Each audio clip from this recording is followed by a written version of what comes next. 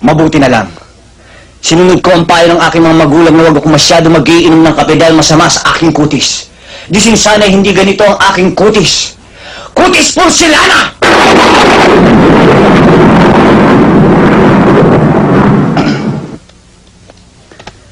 At sa katawan, pag ito ang nakita ni Don Solueta, tiyak mamamatay!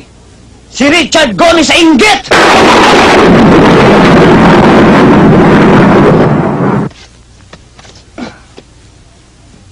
At kapag naka-profile, anong sinabi ni Gabi Concepcion? Kaya please lang, huwag kang masyado magdidikit sa babae at baka mapikot ka.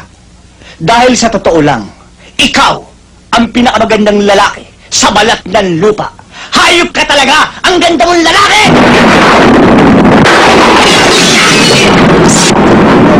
Sa mga kasalanan ko, sa mga kasinungalingan ko, nagbibiro lang naman ako eh.